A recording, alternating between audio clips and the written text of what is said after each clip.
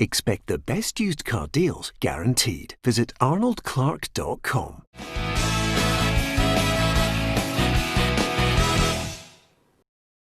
Welcome to Peter and Roughie's Football Show, sponsored by Arnold Clark. I'm Peter Martin, Alan Ruff, Darren Jackson and Hugh McDonald here with me on the programme. You can like, share and follow us on Facebook and subscribe. It costs you nothing on YouTube to join us. Delighted to have your company. And Roughie, we're so delighted to have you back. Boy, did everybody missed you. There was speculation was rife yesterday, Roughie, that you'd found Senga. That was the first one. Then, of course, there was all sorts of madness, but you're back with us. Yes, obviously back with us, but a price to pay, unfortunately. But no, that must be the first show I've missed for a wee while. So yep. I would have rather been here than sitting at the side of a road, to tell you the truth. Yeah.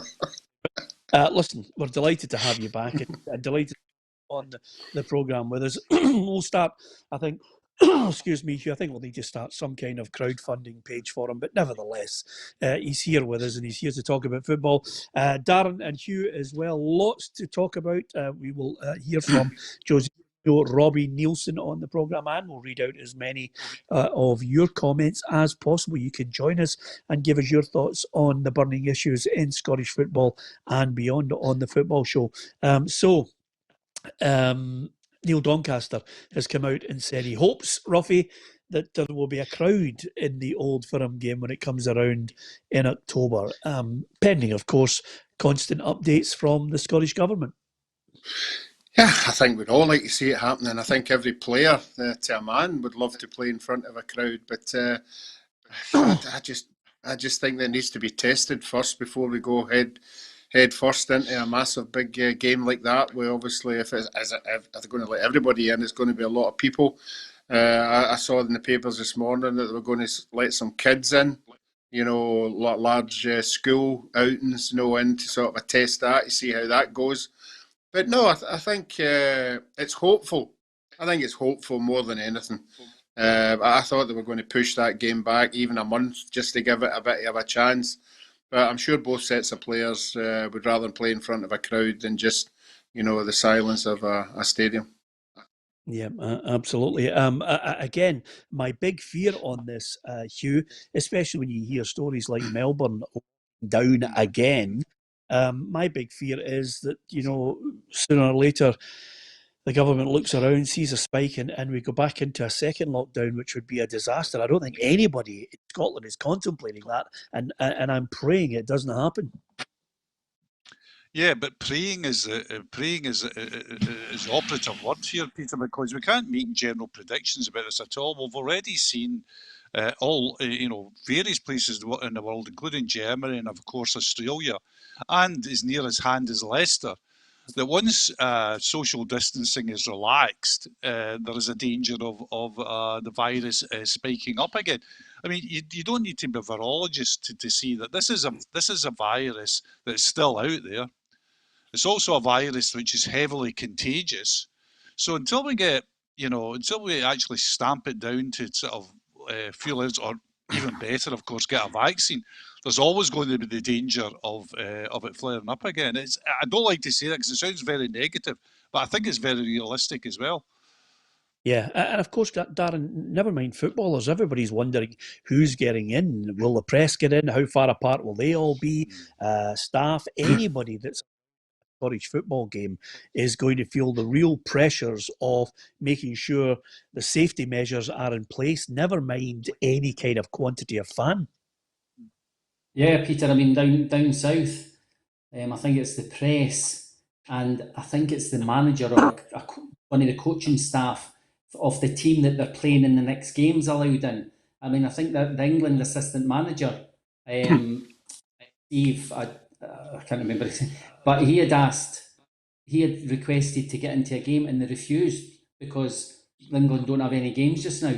So you're wondering who that to start with, that's who's going to get into the games. But up here, you don't know who after that's going to get in. As you said, is it going to be kids? Because it looks as though they don't spread the virus as much as adults. But you see in England, the pubs, even, you see in America, that the MLS is starting. and one of the teams have been pulled out because they have 10 cases of COVID. So it's still definitely still out there. So I think I'd love to see fans in any game, never mind the Old Firm game, but I think we're kind of hopeful. Yeah, Well, absolutely. Peter, Yeah. can I just enlighten myself and ask Hugh what a virologist is, please? A virologist is somebody who studies viruses. Thanks very much. Anyway, Good. and the only thing is, what we'll always know, Peter, is that if there's ever a hospitality in these games behind closed doors, we'll know fair to find Roughie on a Saturday, because he'll obviously be allowed into. And the other thing, Roughie, obviously now that you're enlightened about virologist, ventriloquist is that works you from the back. I know who he is.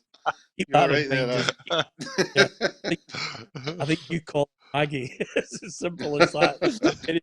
Hi to Paul from Derry. Good to have you on with us.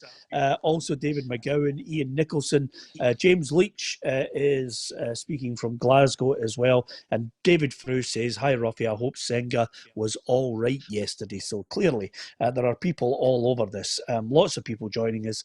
And again, you know, there's people, again, sharing my view, not only on YouTube, but on Facebook as well. The last thing we want is a second wave, anything at all that gets us back into lockdown and back where we were would be an absolute disaster. Hi to Alison and George Donaldson as well as Niall, who always joins us on the programme. Great to have your company on this Tuesday. Lots to talk about. We'll hear from Robbie Neilson talking about another one of his players that he's hoping to keep a hold of. Just looking, Hugh, I noticed Alan Burrows had quite a lengthy statement out on Twitter, just saying that he wasn't going to stand for re-election to the SPFL board, going to concentrate on the work he's doing at Motherwell. I've made the choice not to stand as a candidate for election to the SPFL board at the forthcoming AGM for what would have been a third year as a director. The board needs a degree of continuity, particularly with the challenges of COVID-19 still far from over, and I'm glad some of my colleagues have once again put themselves forward for re-election. However, I also think some freshness and perhaps some new ideas will help the league overall. I'm going to use the extra free time to do some distance learning and, of course, focus on my role at Fir Park, in particular working to future-proof the club with a renewed emphasis on some of the medium to long-term projects. So, steps down. I mean, I know a lot of people were actually quite heartened that he was on the board. He was one of the people that they were hoping would provide those fresh ideas. Yeah, but I think for a variety of reasons. I mean, I haven't spoken to Alan about this, but I would imagine I know he's got a young child, so this period as well would have been obviously difficult family-wise if he was just the chief executive officer of Motherwell, because there would a real amount of what the modern people call challenges there. They had the court case against the manager at one point. They had so many contracts to re-sign. Then they had COVID on the top of that. And then we had the SPFL, just mayhem is the only word for it, which continues yet. And he's probably looking to himself and saying, yeah, I'm going to try and get more sort of business credentials. I presume that's what he means by distance learning, maybe improving his CV in that way and his knowledge in that way. And just something has to give. And I imagine at the moment, I would imagine it would be fairly easy to step away from the SPFL board at the moment, because it's not a bed of roses, is it? No, I was just about to say to you, I mean, the key thing, Darren, at any point, especially if you've got a young kid, I think that's a very good point, is don't join boards where I don't think is there any pay on the SPFL board? I think it's, I think you just actually, you go on and you don't get any pay, Darren. I mean, I couldn't think of anything more ridiculous. I've got a mate of mine and he goes on about 4 or 5 boards and he doesn't get paid for it. He just goes on just to listen. I'm on here.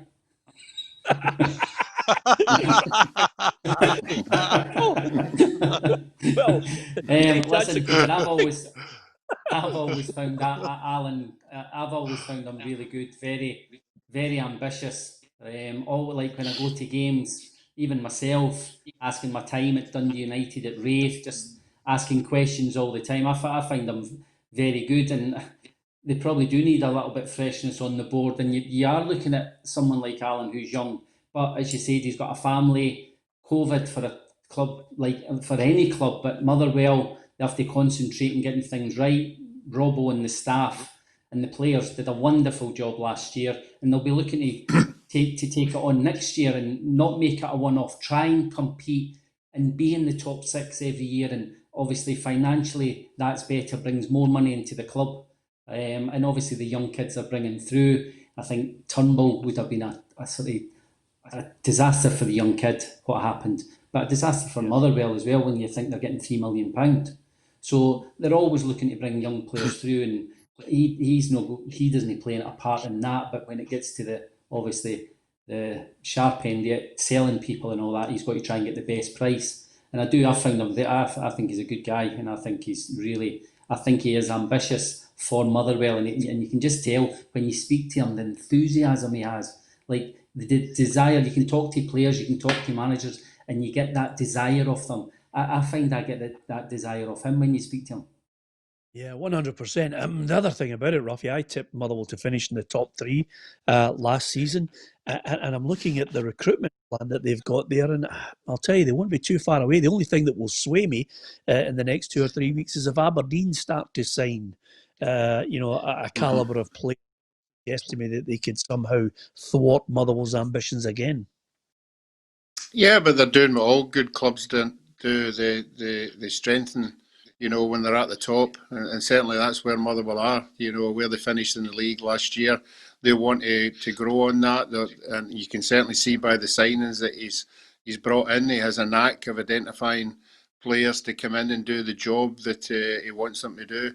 And I think they will be a force again. I don't know where they'll finish in the league, but I do think they'll be a force. I think everything's doing well. I'm a bit surprised with Alan Burrows. I'm like the guys. I think he's an absolute great guy, and I'm really surprised that I'm coming off that board, because if you listen to everybody else at all the other clubs, they all want to be on the board. They all want to be, it doesn't matter what club they're with, Breaton or whoever. So I'm surprised he came off it, and I don't know him that well, but I'm hazarding a guess he's distancing himself from the flack that's going to start flying about, and he's that professional that he's wanting to concentrate on Motherwell rather be part of that SPFL board. Yeah, I don't know about you, Hugh, but this is possibly, apart from yesterday's odd gripe about the fixtures, which I find hilarious, this is possibly the quietest week where there's nobody at war. I mean, this has got to be the first week where I haven't actually, looked at the headlines anywhere and nobody's having a kick at somebody. Well, but it is, Peter. It's all relative, isn't it? We're saying it's quiet, but other people looking at the headlines this morning would say absolute carnage in Scotland. I mean, we've got 3 clubs yesterday, saying, all come out with the same statement, saying, incensed by Hearts and Partick Thistle. Clubs come out saying, well, get the begging bowl out so that we can fight this action. Well, people come and help us, please. People come and help us. We've got a press conference from a Hearts manager saying that, which will ruffle the feathers at Dundee United. We've got a new Dundee United manager, Mickey Mellon. We've got the possibility in the row over fans being allowed inside grounds. And we go, yeah, that's just a quiet day. Now that just shows you what a normal day. That just shows what a normal day is like. Can I just enlighten you, Hugh? Darren will get this. Darren will get this 100%. Right? Now, based on my experience of the Glasgow nightlife, right, my nephew and I lived in Edinburgh for 12 years, and we had a great time. And Darren and I forged our friendship in Edinburgh. But we were walking up Lothian Road one day at 2 o'clock in the morning. Now, I'm telling you this story just to kind of draw parallels between what you were talking about and why I think it's been a quiet week. There was 2 girls knocking lumps out of each other. And there's a big crowd around. Nobody's stopping them. This is 2 o'clock in the morning in Lothian Road. And the 2 girls are giving it, Thomas Hearns against Marvin Hagler. And the people are looking at them. a good fight. This is a good fight. Yep. And then everybody just walked on. so that was two girls, and then I thought, right, that's two girls absolutely fighting. Sooner or later the police will come and arrest them. This is 2:00 in the morning. But I have also been in the middle of Hope Street in Glasgow. There's a full scaler with 25 people. Now that's a fight, Hugh. This is why I think this week is quiet, Hugh. I've seen a full scaler in Hope, and I've seen two girls knocking lumps at each other on Lothian Road. It's all relative. As I say, it's all relative. It's all Scottish football. I mean, I think the best you can see is take a breath, because this SPFL or SFE conducted inquiry has to be done very quickly, Peter, because they've told the judge that it would be expedited quickly. So just take a deep breath and just wait until in the next 7 or 8 days, when that reaches its natural conclusion, and wait from the fallout there. But having said that, Pierre, on the show a few weeks ago, I said that, I made what I thought was a very anodyne comment that, that this had ripped Scottish football apart, and it had placed Hearts in particular in a position where, with phone calls and talks that I had with people in football, Hearts were now in a really vilified position, a position of real vilification. And that's not going to change. That's not going away, no matter what the decision is. That's not going away anytime soon. The bad feeling about this in Scottish football will, honestly, Peter, will hang about, I think, for a long, long time to come. And for the benefit of Roughie, anodyne is not something you take away for an upset. You just beat me. You just beat me to it there. You just beat me to it. That's two. I'm waiting in the third word now. There you go. Another one. Hold on to that. Take 2 of these and just stay in bed. Apart from anything else. And of course, so many people wanting to know who the two girls were, but that's two girls that Darren and I just asked out, and they ended up fighting. Yeah. A long time. Anyway, apart from anything else, you're absolutely right, Hugh, because I think Hugh's 100% correct. Roughie, it's the calm before the storm, isn't it? Yeah, there is. It depends which way it goes. I've said it to a man, that, and Jackie Lowe's said it to a man, if it goes against us, it goes against us. We get our heads down and we just carry on. But it's the point that you're doing this for your supporters, and you have to keep going. You have to keep going and get an outcome. We might not be happy with the outcome, and we'll just see what happens. But you're right, that Hugh's right, that when you go to clubs and you go to games, and Peter's been in the boardroom at Partick Thistle, and so has Hugh's been there, and it is pretty mellow. I think all the boards got on with each other. They're very welcoming to each other, and the hospitality is very, very good. But you're right that for certain clubs there will be some kind of feeling if they come up against each other, and they'll just have to go over that. That's the way of the world. Darren, can you imagine? Peter, how come I've not been in the boardroom? If you and Hugh been in, how have you been invited? I have to tell you, because you will be going for park. I got around for parking my car in the car park, so I'm not going to get in the boardroom. Yeah, of course. How petty club get Robbie moaning about a car park? I don't know. I feel like Hugh loves it. He loves all that boardroom stuff and hobnobbing with people. But I'm like, I'm Marmite. Some people see me, they think, "What's he doing in here?" So I felt very uneasy off of that night, even though everything was free.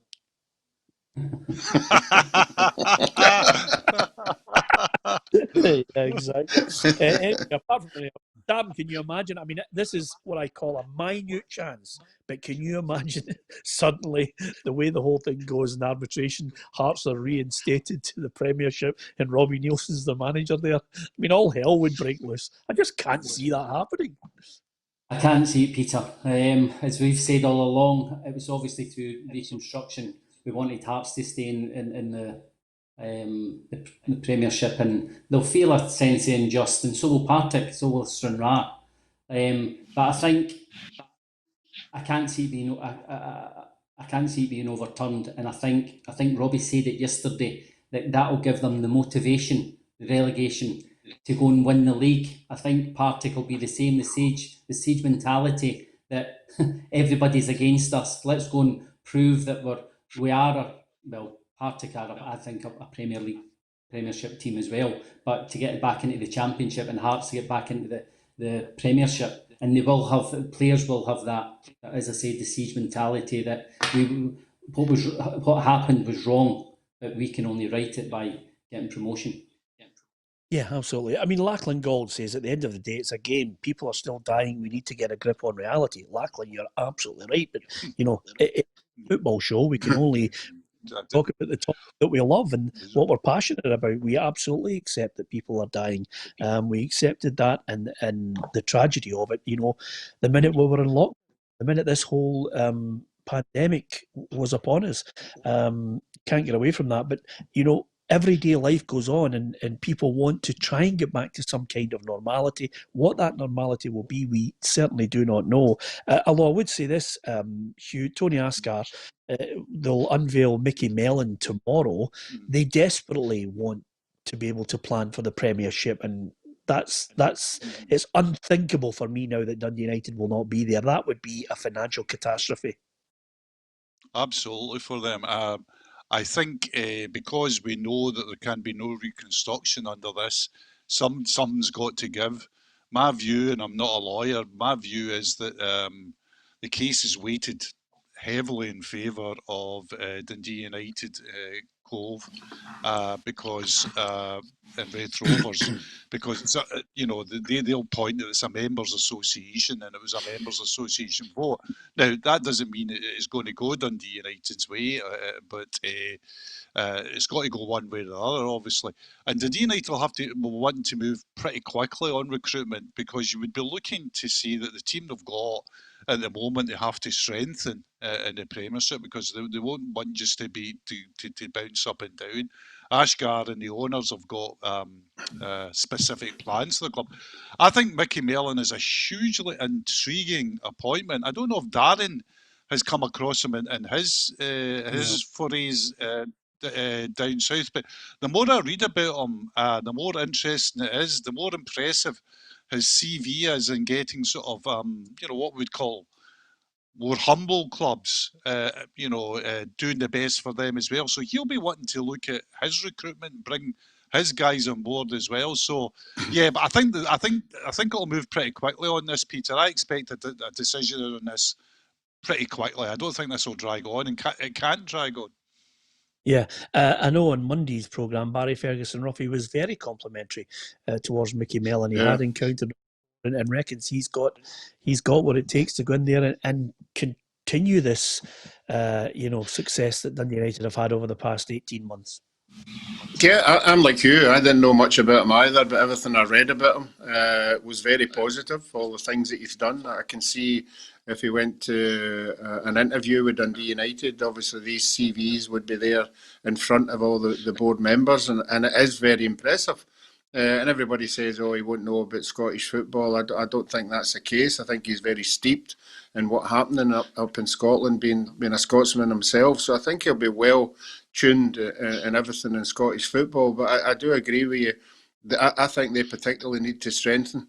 I think they found a march on everybody at the beginning of last year, and maybe they had a second phase where they were undefeated and had something like 12 games. I think laterally they were beginning to get, not fun out, but teams were beginning to do a lot better at the end of the season. So I think they will have to strengthen. I don't see them being a relegation team, but I don't also at this moment in time see them being a top 6 team either. Interesting to see exactly what happens. Tomorrow, I think he's going to be unveiled, to be perfectly honest with you, Mickey Mellon. We're waiting on the exact timing of it, but Dundee United have got a new man. One man that we will not be see, Niall Kane says Mickey Mellon is a Paisley lad. Of course he is, but he's never actually played or managed in Scotland, so it'll be interesting to see how he performs and what he's got to say about the task he's facing. I know he'd won his last 3 games at Tranmere, but they were in the mire, shall we say, before COVID had taken effect down south. So he was hoping to try and get them away from the relegation at the bottom end. But he has actually managed some good results and some good performances while managing not only there but in lower league clubs in England. So we wait and we wonder. One man who won't be coming back is, of course, Jack Ross mentioned yesterday. Didn't take any great surprise to say that Florian Camberry will be offloaded at some point, Darren.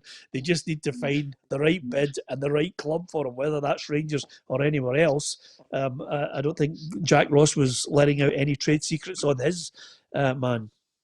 I wouldn't think so, Peter. He let himself down, and now whether he'll look at himself and say, I shouldn't say things like that. Hindsight's always a great thing, and when you're young and inexperienced, you think, I'm going to Rangers, I might not be going back there, but you've ended up back there. So you've got to watch what you say. I mean, sometimes you have grievances against clubs, but just let it go. Just go to Rangers and try and do the business. I'll be very surprised if Rangers sign him. And yeah, well, the way Jack has spoken, clubs will say, well, we'll maybe get him a bit cheaper because they're desperate. He'll never play again, so they need to offload him. But they'll probably stick to their guns because they'll need to try and get. He's a good player, Peter. I like when I watched him at Hibs. I think he's a good player, but I don't think he's a Rangers player. And yes, in flashes, he did well in games for Rangers, but I don't think he's going to take them to the next level. Yeah, this is what Jack had to say on the future for Florian Camberry. He's trained with us from day one, and that's probably it. I think there will be a continued dialogue with that to find a solution that suits both parties. At the moment, he's training with the group. Is it fair to say he won't play for me? I don't think I would ever be as blunt as that because probably football can move and shift in very different ways. At the moment, I'm planning for the season with players that will absolutely be here and try to prepare as best as I can for the opening game. Ill-advised is the only way I can sum it up. Roughie, you don't declare your love for the enjoyment of playing for Rangers while you're still affiliated and signed for Hibs. He was always on a hiding to nothing. Yeah, it'd be a tough one for him, particularly for the fans. The fans throughout Hibs are very passionate. They want people who want to play for the club. That was certainly, if he was to start playing again, he would have to do something incredible, to win them over. I don't think he's got that in him to do that. So it would be a hard one. I think the best thing is to move him on. But as Darren said, you might have to curse some loss in doing that. But there certainly will be teams out there who will fancy him, because he will score goals, and he's not that bad a player that it won't attract attention. Yeah, interestingly enough, we've had managers and players that go elsewhere and then continue maybe to talk about the previous club. Brendan Rodgers never seems to go too far away from talking about Celtic. Listen, if he's asked onto a podcast or he's in an interview and somebody asks him about Celtic, he's going to obviously comment on it. I'm not too sure Brendan is trying to... I'm sure he's heal the wound at some point over the period of time with the Celtic fans. But, when he said he left Celtic for a smaller club in Leicester City, there'll be some fans who say, well, we didn't need you to tell us that, Brendan, because we already knew that. Yeah. It's going back to what I said when he came out the last time with some statement about Celtic, Peter. You just wanted to say to him, put down the shovel, Brendan, and walk away from the hole. Just I think I know for a fact that when he went to Leicester, he was stunned and shocked at the reaction in Glasgow. It seeped into him after 2 or 3, 4 days, and he didn't think the reaction would be so passionate as it was, and I think quite rightly so it was passionate, because for whatever reasons, I have no problems with a man going to another job, especially a better paid job, but the fact of the matter is he left Celtic mid-season. If he'd waited to the summer, for example, he would have left and he would have been carried all the way to Leicester with jubilant fans. But leaving Celtic on when things were still in the melting point, he had to be vilified for that. I think he's now looking to repair this, because at one time in the future, if, for example, if Celtic won 10 titles in a row, would there be a real call for every manager that played a part in that title run, from Ronnie Dyler, Neil Lennon, etc.? Would they be invited to something? You would think that would be an obvious one. Yeah, you mean in some kind of celebration? Is that what you're talking about, Hugh? Yeah. Just coming up to help, to have the 10 flags, to have the 10 flags. He wouldn't be welcomed at that, Peter. Let's just still be a groundswell. Let's just nip this in the bud and invite him up this year to unfurl the flag and see what happens. Well, that would be the only way out of it, because there'd be no fans inside the stadium, so it'd be quite safe. Yeah. To be honest, and I always like to clarify things, a dinner, Roughie, is when lots of people come together and there's a speaker there. I just thought what that is, Roughie, since it's been such a long time since anybody's been anything else. No, I think, listen, I thought he was, a really good man to listen to, good company, very, very polished, and just for the timing alone, I think time, Darren, is a great healer, because I would suggest to you, Darren, and everybody else, put yourself in his shoes. The ambition was always to get back down to the Premier League, and that moment when the train hits the station, you either jump on, because it doesn't come back for a club of that stature with that sort of money, and you're not getting the top 4 or 5 clubs, you're getting club number 6 in my mind, and they're stopped to train and they're saying, are you getting on? You jump. Listen, I think you're right, Peter. He should be worshipped, what he did. I thought he was incredible how professional he was. He had done his stint down south. He had been to a big club like Liverpool and probably learned, going to a big club, this is what I have to do. He came up and I thought he was magnificent. And if I'm truthful, I don't think Celtic would have got Dembele if it hadn't been for Brendan Rodgers. Managers attract players, top players, and Brendan attracted Dembele. And yes, everyone will look and say the timing wasn't right. He should have stayed for the treble. And again, Peter, everyone wants the best. He would love to have stayed. I would think he would love to have stayed for the treble. But you're right. Brendan would never have gone down to a top 4 job, because he had been at Liverpool and he had come up to Celtic, and you know what they're like down south. It doesn't matter if you win he's possibly won the treble. They don't care. That's not good enough to get a top 4 job. So he's looked at it, and the next best job probably was Leicester, and it was a fantastic job. And he's gone down there. Yes, they've gone on a bit of a bad run, but he's done a wonderful job again. And I think I wouldn't be surprised if he ends up with a top 4 club, because he, as I said, I think he was exceptional when he came. He was utterly professional in everything he did. His press conferences, the way he conducted himself, I think he was a top manager. Yep, absolutely. There's no doubt about it. I mean, Leicester, are in the mix for the Champions League places again in England, and that's no mean feat, believe me. Niall says, Peter, can you see Tommy Wright staying in Scottish football? Well, I'm gobsmacked that somebody hasn't looked at Tommy Wright for some of the jobs that have come up, Roughie. I mean, I know he would have been in the mix for Dundee United, but, I rate him highly. I like the job he does. I like him as a person as well. I think he's somebody will get him.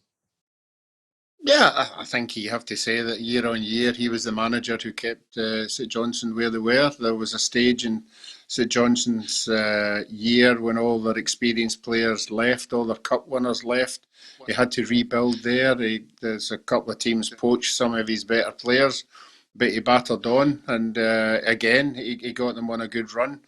So it's an unfortunate one for Tommy Wright, because if you look at up here, there's managers don't move that often. up here. So unless he's got a lot of good contacts down south, which I expect he would be, maybe he would have to get down the divisions in England to find somewhere. But no, I don't think he's been a failure at St Johnstone at all.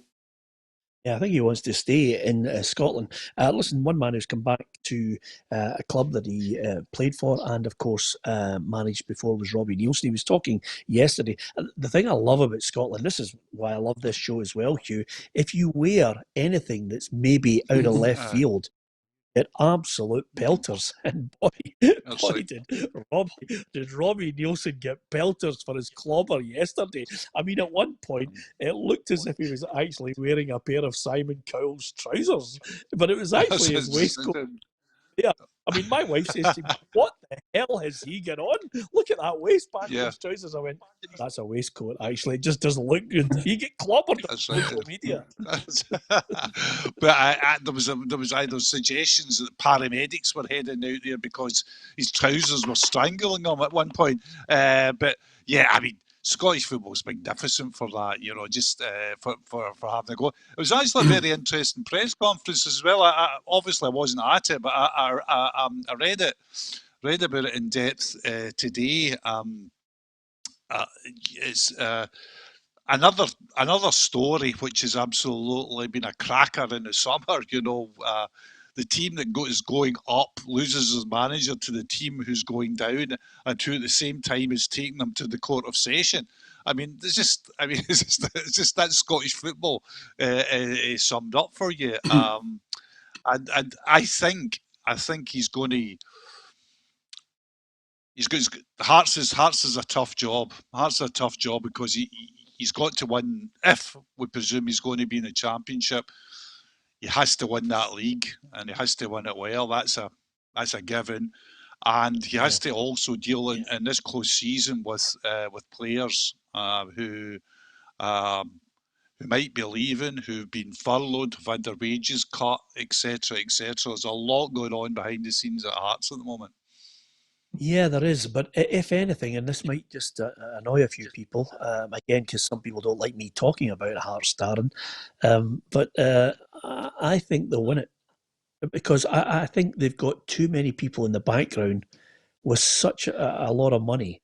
And the priority is for them to win that league and get straight back up again. And I think the drive from behind the scenes will fund Robbie Neilson to get a team that just goes back up. It'll be a bounce back for me and Hearts. I don't see anyone stopping them in that division. 100%, Peter.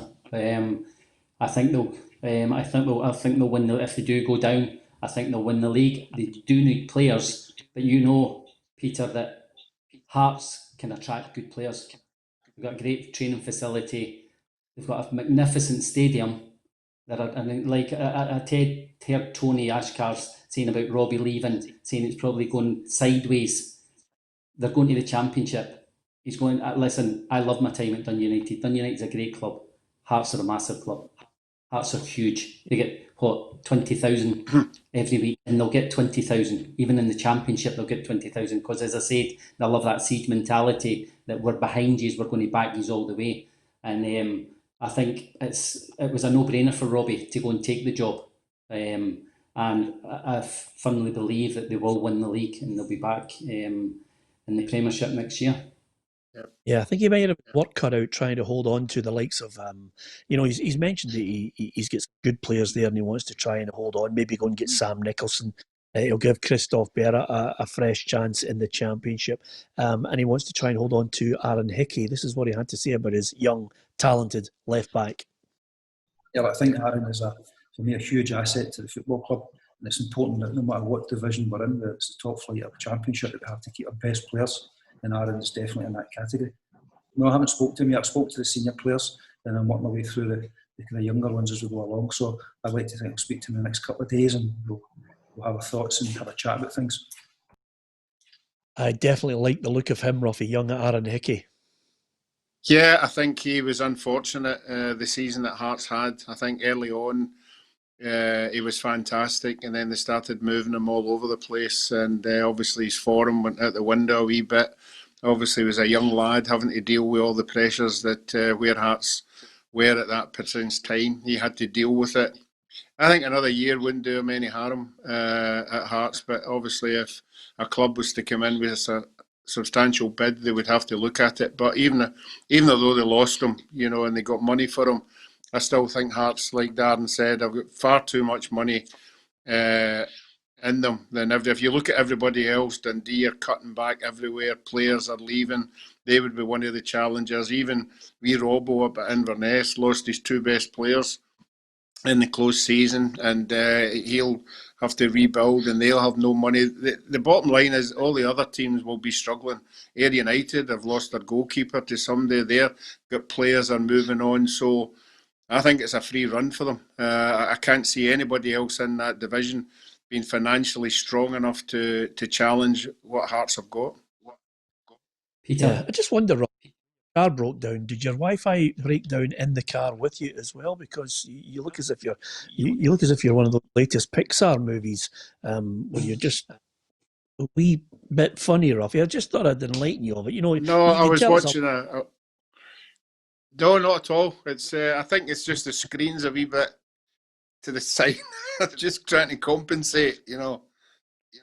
What's straight? No, you're definitely you're definitely green, Rob, and it's got nothing to do with the fact that you're on an angle. Yeah. But no, Peter, we thought we'd tell you.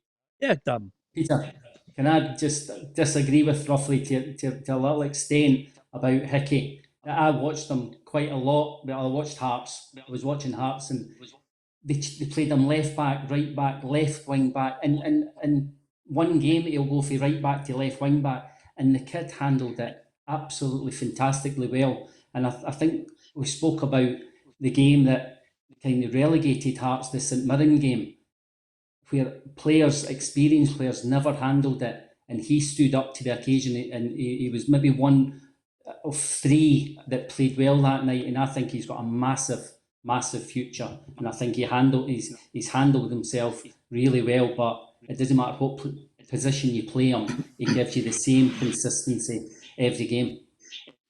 Yeah, okay. Oh, Roughie looks fantastic now, Hugh. Look at that. Clean. Never heard what Dan said there, but I don't agree with him. Yeah. None of us do, Roughie, don't worry about it. Now, this is a great thing. We read out as much as we possibly can just to show you that it's live. Dougie Liddell says, if there's a club that deserves nothing, it's Hearts. And you can tell that there's a kind of a real disdain for Hearts across the league, and a number of fans and a number of clubs. It's understandable. You've got that opinion. I don't share it. I back them 100%. I think it's an injustice. But they have to move on, and I don't think they'll get anything other than compensation. What that will be, I do not know, but they certainly deserve an amount of money for the injustice that's been bestowed upon them. Cameron Henderson, I think he's a Jambo, says, we will stroll it, Peter, no doubt, but when will we get clarification that there will definitely be promotion? Yeah, that's another thing about it as well. We'll have to wait and see exactly what's happening with regards to where they'll be playing. That confirmation will come when arbitration is well and truly decided. Interestingly enough, we're talking about all the clubs and keeping up to date with them all. Celtic still in the battle, Hugh, to see if Fraser Foster is going to come. They're away for their training camp, and then they'll get a few friendlies in, government permitting, for Hearts, for the games in France, I beg your pardon. Yeah, and the Foster one now seems down to the Foster himself. It looks as if Celtic and Southampton came to some agreement. So presumably what Fraser Foster's doing at the moment is doing what most reasonable people will be doing. We'll be looking at his options. There's been talk that Chelsea might be interested in him, certainly to go on the bench, which one presumes would be an alluring prospect for somebody, because he would be looking at, I'm not going there to sit on the bench, I'm going there to challenge for a first team place. There'll be other clubs interested as well. So he's probably taking a breath before moving forward. But at the moment, Peter, there's so much, the transfer window is such an early stage at the moment. And as Darren will know better than me, because he's been sort of intimately involved in it over the years. Everything sort of it's like dominoes going down.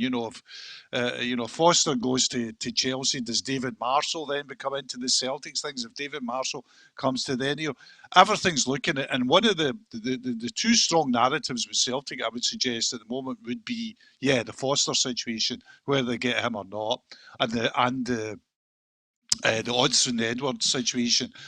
There's stronger stuff coming out from England yesterday that Crystal Palace are interested in him. A slight interest from Everton again if they can get rid of Keane, Moise Keane. So I would think those are the two biggest transfer narratives over Celtic at the moment. Would be Foster in goal and whether Edward goes up front.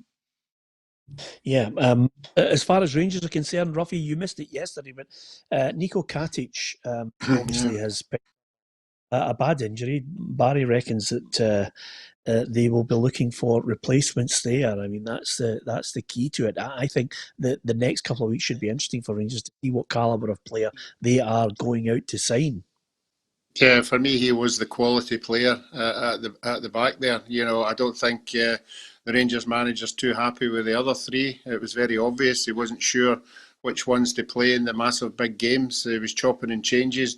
So that's a massive headache for him. One that he was hoping he probably wouldn't have had. So they might have to go and do something about that. But I think we're all just sitting waiting to see what's happening. As Hughes talked about the Celtic striker, I think we're all sitting waiting, to see what's going to happen with the Rangers striker, because there's a lot of feeling out there. Is he staying? Is he going? Or whatever.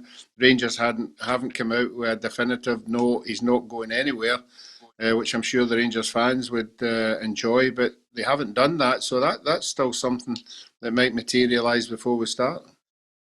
Of course, the one thing we don't know, Hugh, is what sort of money is available in the transfer market for these. Has the transfer market, now this is something that's going to become apparent for Scotland anyway in the next couple of weeks, has the transfer market decreased the value of players? Because it certainly you wouldn't think it was going down when you sign a player for 53 million in England. So why would you sell somebody on the cheap? I mean, I still think Rangers can get 10 million for Morelos. I think there are clubs that would pay that sort of money for him. Am I wrong?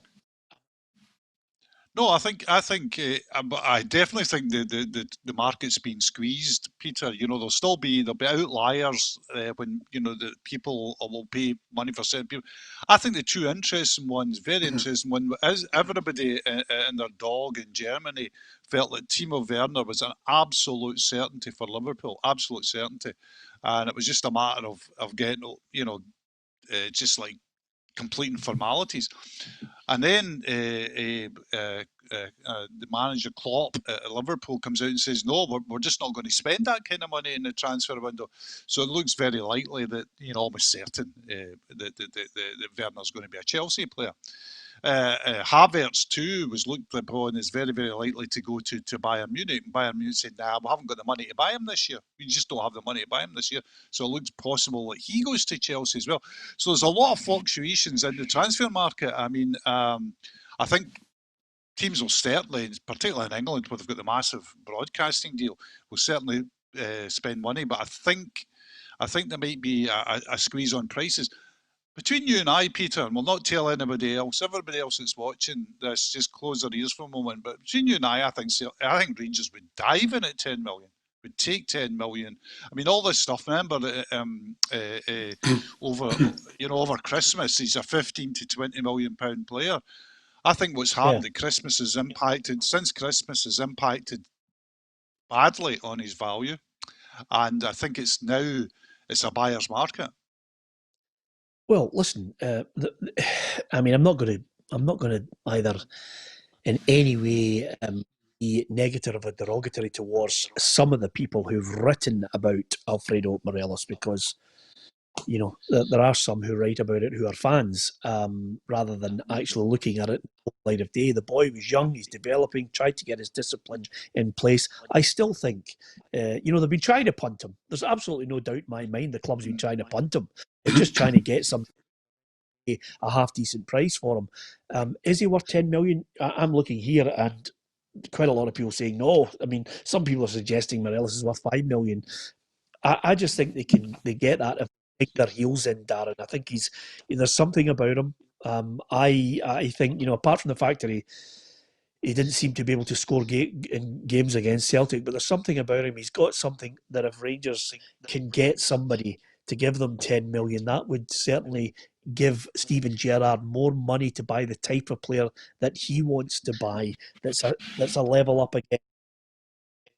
Peter, I think you're right. I think he's worth 10 million anyway. He's young. Yes, he had problems with his discipline, but he's just a young boy who'll learn and get experience. Now, do I think he can go down to the Premiership? He might not go down to the Premiership and be the number one striker, but someone in the Premiership paying £10 million, £11 million for someone to sit on their bench, that's no problem for them. So I do think he will score goals. He had a bad time since December. Yes, maybe his head's gone. I don't know. What I hear from the players that I know at Rangers, he's a good boy. He's happy with the players. He gets on with it. Yes, we know his agent's probably working in the background. Where you look at the Edouard situation, and Edouard just looks laid back. He stayed in Glasgow. The whole of lockdown, and so you think to yourself, well, he's wanting to stay, but you never know what's happening in the background. But £25 million for Crystal Palace isn't a lot of money as well. And I think Edouard's a top player and he could go down and play there, no bother. Yeah, I'm not going to put a price on Edouard because they'll start a riot on here, but I'm looking at James Marshall says, now this is the thing that's just completely and utterly stupid about it all. And James has fallen for it. He says, Edouard's going nowhere. It's all media talk trying to offload him to try and make Celtic weaker. Now, James, come on, get a grip of yourself. I've yet to see anyone in the media suddenly force a club into selling a player.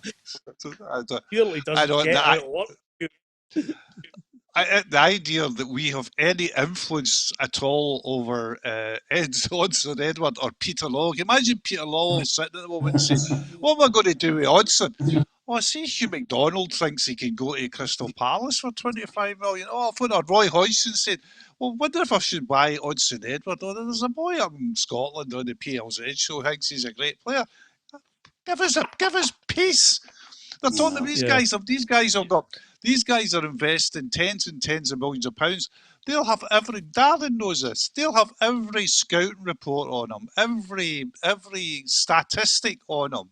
They'll have watched games. They'll have clips of him at corners. They'll have clips of what he does without the ball. They'll have clips of what he does with the ball. Their knowledge. This is business. And it's big business. So they'll be. I'm afraid to say they'll not be listening to the likes of me about whether they should or shouldn't buy him. The thing about going back to Morelos is that I was down in London over Christmas and I took a point of. I was talking to a few. I ended up talking to 2 English managers and a director of football, and I asked them off the record.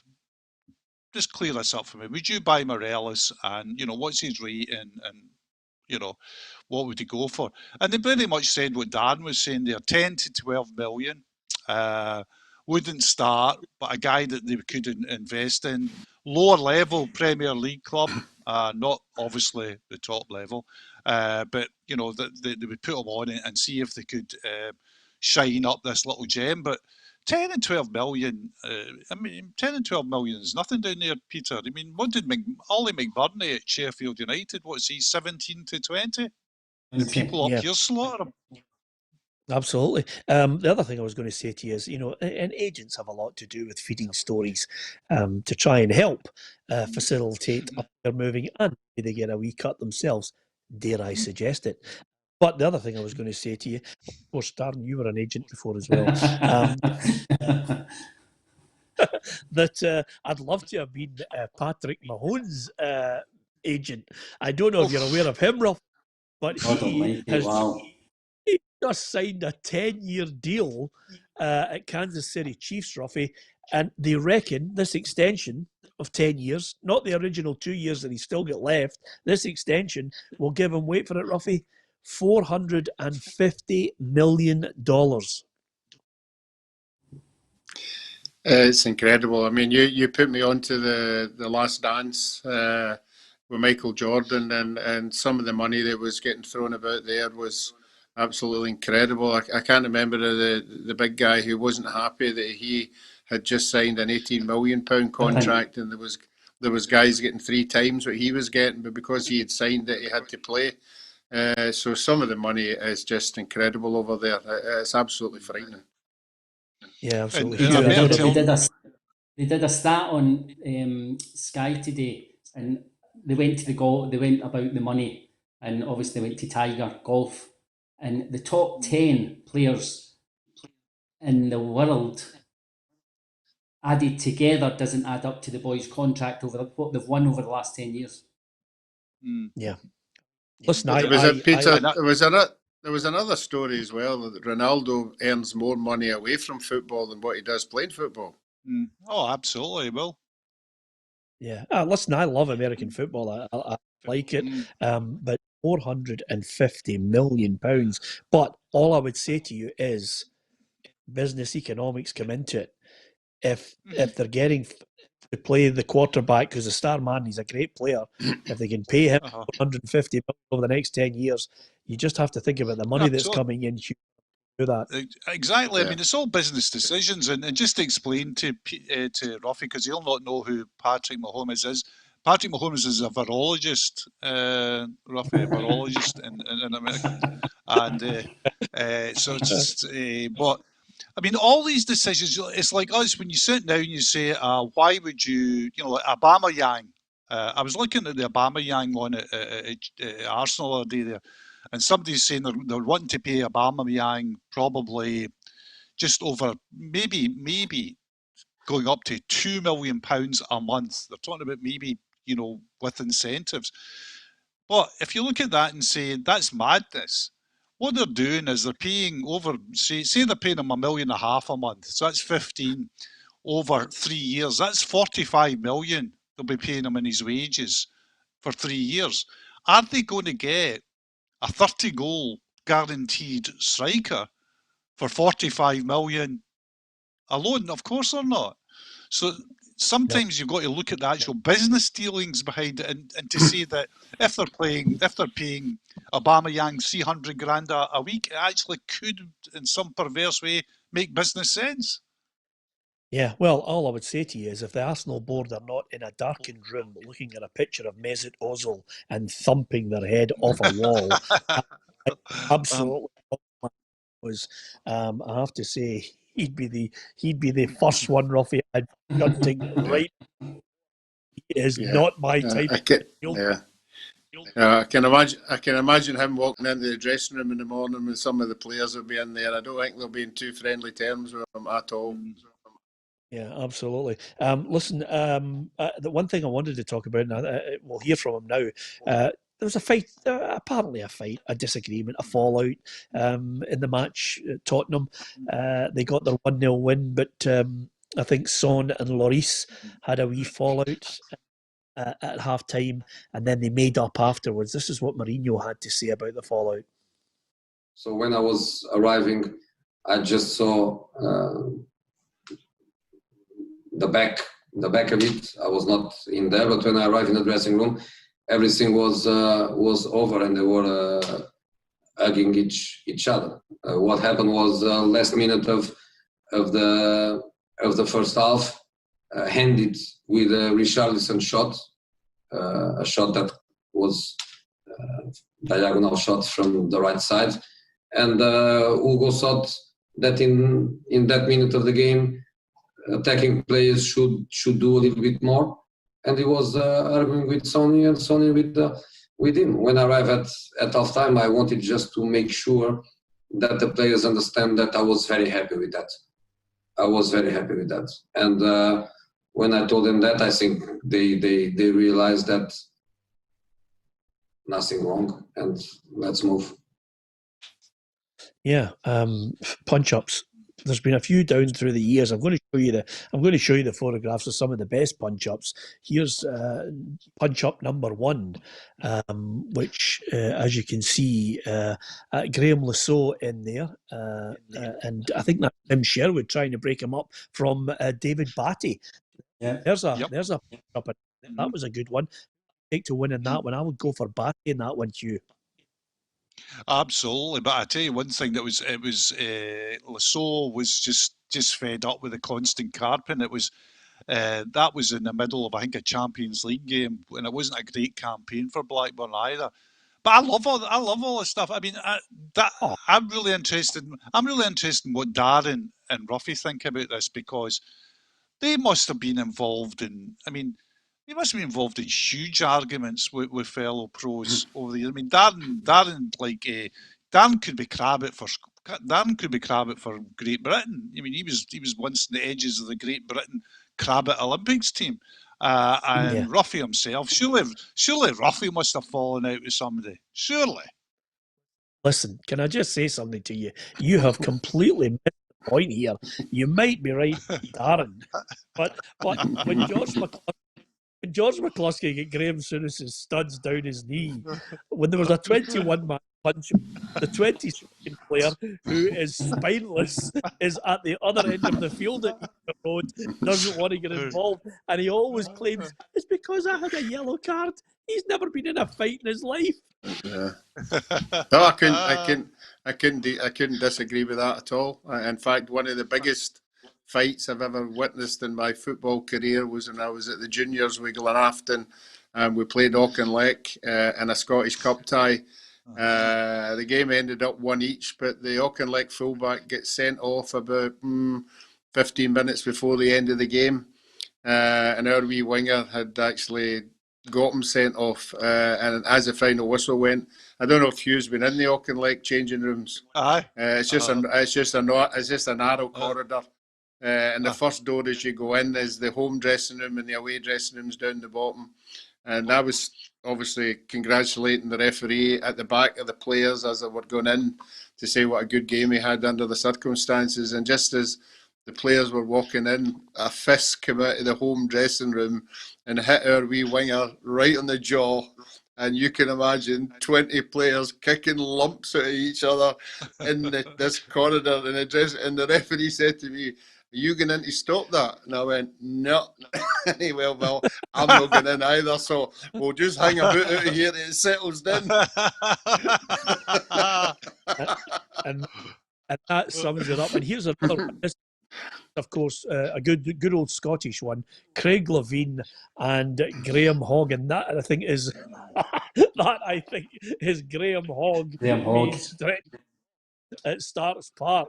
That was a belter as well. I mean, the two of them arguing with each other, damn priceless.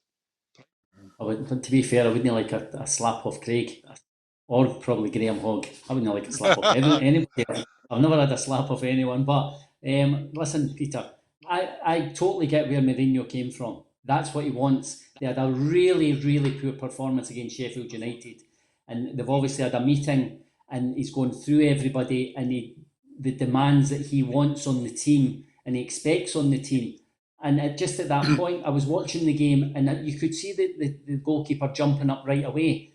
And it's handbags. It's over with. The manager likes that. You care. Players actually, fans sometimes don't think players care. Of course you care. I can mind one day at St Johnstone. I came in at half time, and Stephen Presley, Elvis had given me stick for no pressing the ball at one point. And I was running back between centre-half, left-back, and it got played up and all that. And I went in at half-time, and I totally lost the plot. And Jim and Billy just stood back and just let me get on with it. And then I said my bit, and we sat down. And they got on with their team talk, and Elvis and I went out. That's what happens. That's what happens in dressing rooms. Manager they don't want fights. They don't want punches. They always get split up anyway. I mean, that was the only fights I was in, because you knew if you went to throw the first punch, people would jump in, and you're okay. You're not going to get battered. But managers love that from players, the passion, and players do care. And sometimes there's going to be disagreements on the pitch. Defenders, are they going to be happy with midfielders or forwards or the goalkeeper, Roughie sometimes? So that's what happens. But people jumped on the back of that last night. It was incredible how much I watched it this morning, and it was nothing. It was nothing. They didn't even get together. They just had a wee argument, and it was that was nothing compared to the obviously Boyer Dyer one, where that's wrong. That's completely wrong. At this moment in time, I would like anybody watching the show who's ever played with Peter Martin in any team at all, if there's been any disagreement or verbals going on the park, could you let us know? Can I just say to you, Roughie, and Darren will know this, when I played younger and fitter and better than I am now, Darren, I actually lived my code as a footballer in the middle of the park, Darren, was straight out of your manual, which is quite simply, if I was in the middle of the park, apart from obviously wanting to try to pick the passes, I automatically thought I must annoy the person who's next to me so that I can derail. So I automatically had to get charged up. I had to get ready to pick a fight with anybody, and then that was the game. And I don't know about you, Dan, maybe I've misplaced it, but I thought that was how you played the game as well. No, I liked physical contact, Peter. I liked being about defenders, making tackles. I wasn't the hardest, but I wouldn't shirk a tackle. And it was, you stood up, and I've on my phone, I've got a great photo when I played in the playoffs with Hibs against Airdrie, and John Davis and I are face to face, right in each other's, and that's what happens because it was a massive game. Both players want to play, but there's never ever there shouldn't be an issue afterwards. Yeah, absolutely. I'm interested. I'm interested, Peter, that once I was interviewing John McEnroe when I was on the Wimbledon beat, and I was asking him about his behaviour on court, and he said to me, "You've got a cheek to talk about that." He said, because he says there's a guy I know who's Scottish who's much worse than that, and I said, "Who's that?" He says, "It's a guy who plays at the David Lloyd in Motherwell against an ex-international goalkeeper." I said, so I don't know. I don't know who he could be referring to, Peter. But no, I'll tell you something, and this is what Darren was talking about, which is a very good point you just made there, Hugh. And Darren, there is nothing worse. Now, Roughie, as you know, and I make no bones about saying this because I know I won't be hauled on a panel. Roughie cheat, and he hates losing. But what he does, Darren, and you would hate this, even getting beat at anything. But even in tennis, Darren, what he does is when he goes through his usual making up the rules as he goes along, as I argue, and I am holding my hands up, Darren, I threw my racket over 7-foot net into the other area. I was there. But the point is this: he then does this to the doubles partner that he's playing with. He'll look and he'll go. And then he makes it look as if you're a piece of dirt, Hugh. And he's talking about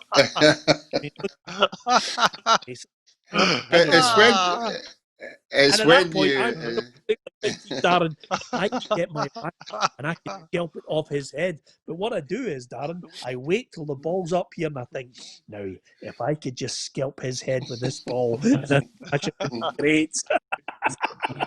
Simple as that. Anyway, just before we go, guys, lots of I like people like that. Somebody's just mentioned on Facebook, Keane and Patrick Vieira. And I love that. I mean, they're not even out in the tunnel, Darren, and Keane wants to smash them. I thought that was magnificent. Brilliant. I mean, that's passion, respect. But Peter, see on the pitch, the way they went into each other. That's what you miss from the Arsenal Man United games now. They're pure now. I don't like watching them now. The two of them, fully top players, top class players, fully committed to no moaning. If they get a kick, they get up, they get on with it because they know, see, in 5 minutes, I'll get you back. And then it's tit for tat. And it's just brilliant to watch the two of them. Amazing football. Yeah, that's the winners, not the losers like they are now. Winners. I'm say this to you because I think it's a fantastic line that Gary McGurn has just said, and it's one of the best fights I've ever seen in a football park. And Gary's just said, you remember the Battle of Montevideo Racing Club against Celtic. I honestly think at one point, there's a fabulous black and white picture. If you get a chance to access it, there's a fabulous black and white picture. And I think it's Bertie Auld and Bobby Lennox. It's wee Bertie. And they're actually, he's like this. To belt the guy and knock him out, and I mean, there's punches going everywhere.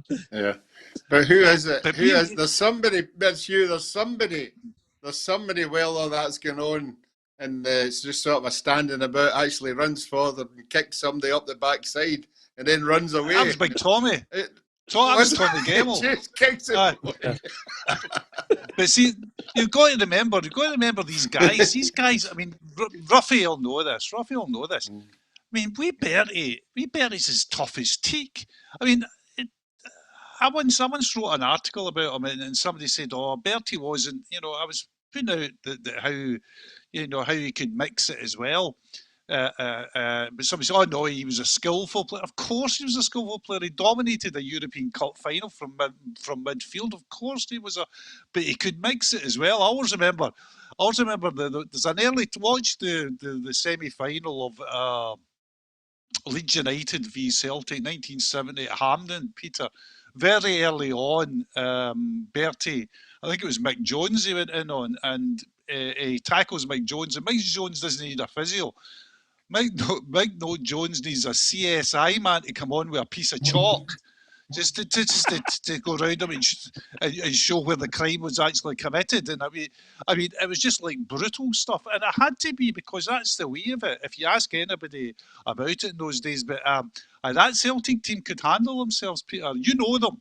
You got to know every one of them over the years.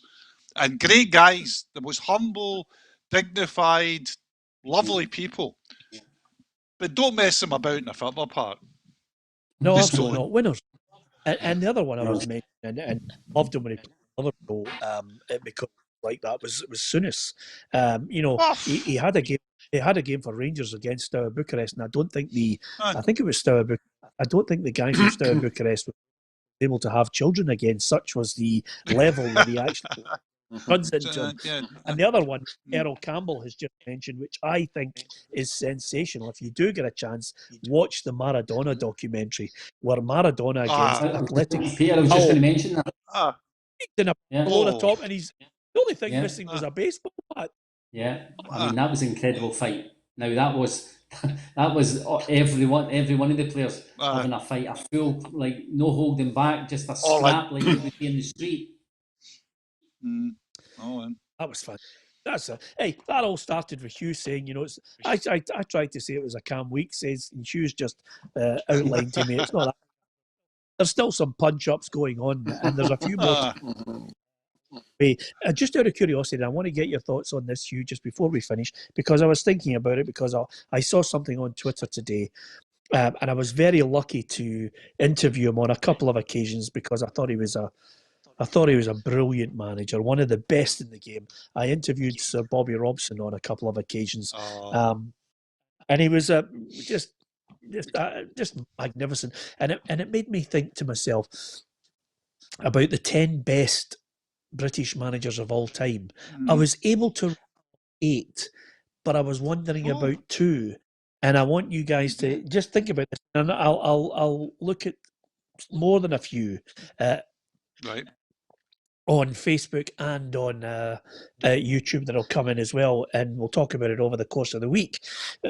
But Sir Alex Ferguson, obviously, the tops, Brian Clough, Jock Stein, Sir Bobby Robson, Bill Shankly, Bob Paisley, Sir Matt Busby, Kenny Dalglish. Absolutely. And I can't think of I've got 2 other names written down here. Another 2. I've got one. Right, there's Roughie. I've got one. Don Revie. Absolutely. Don Revie's a shout. Yep. I'll give you another one, Peter. I'll give you another one. George Graham, Arsenal. Yeah, well, George Graham, again, I bow to, more than justified to be in that mix. But the two that I've got that I think I've won more than them is Howard Kendall. Yep. Cup winners, 2 league titles with Everton. And the other one is Bill. So Bill Nicholson. Did you say? Yeah. Bill Nicholson. Yep. Spurs, double Cup, UEFA Cup. So I was trying to think of two, and Andrew Davis has just come on and said Sir Alf Ramsey. I mean, Sir Alf Ramsey won the title with Ipswich and then the World Cup, but I think you could argue the point with Sir Alf Ramsey. Yeah, I think it's a strong list, though, Peter. I mean, the final two I couldn't think of. I put those two in because of what they'd won as the final two. But George Graham and Don Revie's a great shout as well, Roughie. It's interesting. Did you have any, Darren, that you thought of that were out of left field? No. Now you mentioned Howard Kendall. Howard Kendall did an incredible job, Peter. A European trophy and 2 league titles for Everton. An incredible job. But no, the guys came up. Don Revie, a very good one. Yep, absolutely. Listen, guys, as ever, thank you very much to everyone who's contributed to the programme. Of course, you can like, share and follow us on Facebook and share it with your friends. Tell your friends about the football show. The figures are fantastic. Scotland's #1 football show, Monday to Friday. It's as simple as that. There's, people coming and joining the football family, and especially on YouTube as well. You can subscribe. It costs you nothing. And we've got some fabulous competitions coming up that you will not want to miss. Roughie, I presume, obviously you can go further than 5 miles, but you'll just be staying in now because the car's not working, and you'll just be. Do you want me to bring anything over to you? Am I allowed to bring stuff over to you? No, I'll be fine. I'm sure my good lady might let me borrow her car if that's possible, but no, I won't be going very far. Okay. Hugh, any books that you could suggest to me? Because obviously, I've looked at your sporting ones. Is there any that you would suggest you're into? Because I know you read books every day of the week. Oh, I've got a few I've got a few basketball ones that I'll give you, Peter, because I know you're interested in The Last Dance, and I've got a Michael Jordan one that I think you'll like, called Playing for Keeps by David Halberstam, which is a very good book. And I've got another good one as well, which is about the rivalry between Magic Johnson and Larry Bird, who featured in Last Dance. You might remember him. He was a coach, and he was also on the Dream Team. So I'll give you a couple of basketball books to keep you. If we ever meet again, that is. If we ever meet again. Well, if we ever get an end of season or a start of season party, we just all want to go and see fans. Want to get in there. We want to have a verbal punch up. We'll be talking about punch ups today, but we punch up about actually what's happening on the field of play. Thank you very much for everyone who's joined. Don't want to have a verbal punch up with you with some of the names he might throw at me. The big words, Robbie. He'd floor you with 2 words. If you want more energetic chat, you can get it tomorrow. Barry, Tam McManus, and Roughie again will be with us from Hugh with Darren Jackson, Roughie, and myself, Peter Martin. Thanks for watching.